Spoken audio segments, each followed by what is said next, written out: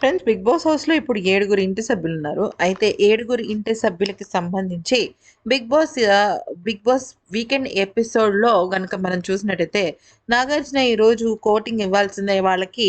చాలా చక్కగా కోటింగ్ ఇచ్చాడు. నిజానికి నాగార్జున సార్ గారి కోటింగ్ ఎలా ఉంటుంది అంటే ఆయన తిట్టారా పొగిడారా అనే విషయం పైన పెద్ద క్లారిటీ ఉండదు.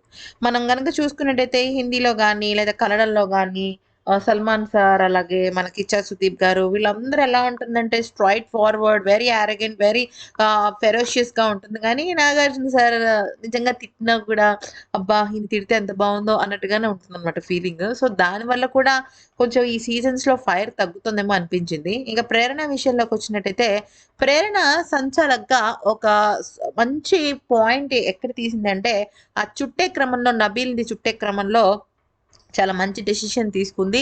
అలాగే లాస్ట్ వచ్చిన అవినాష్‌ని తను డిలీట్ చేసేసింది. సో, సంచాలక అక్కడ 100 మార్కులేసుకున్న ప్రేరణ టీ షర్ట్ టాస్క్‌లో మాత్రం ఇద్దరిది చెప్పలేక టై అని చెప్పేసింది. సో, టై అని చెప్పడం కరెక్ట్ కాదు కదా! ఎవరో ఒకళ్ళు గెలవడం కావాలి. ఇప్పుడు టై అని చెప్తే మరి సెకండ్ గౌతమ్ గెలిచి థర్డ్ నిఖిల్ గెలిస్తే మళ్ళీ బిగ్ బాస్ ఇంకొక రౌండ్ పెట్టాలా? కాదు కదా!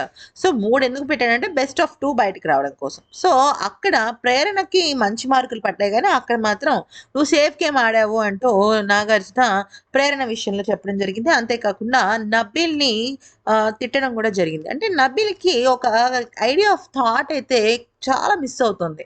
ఒకసారి తనే విన్నర్ అంటాడు. ఒకసారి నేను గెలవడం కోసం 15,00,000 రాసానంటాడు. ఇట్లాగా ఇంత వేవరింగ్ మైండ్‌లో ఉండడం కరెక్ట్ కాదేమో అనిపించింది నబీల్ విషయంలో. సో, అదే పాయింట్‌ని ఈరోజు నాగార్జున ప్రోమోలో రైజ్ చేయడం జరిగింది. ఈ వీడియో నచ్చితే లైక్, షేర్ అండ్ సబ్స్క్రైబ్.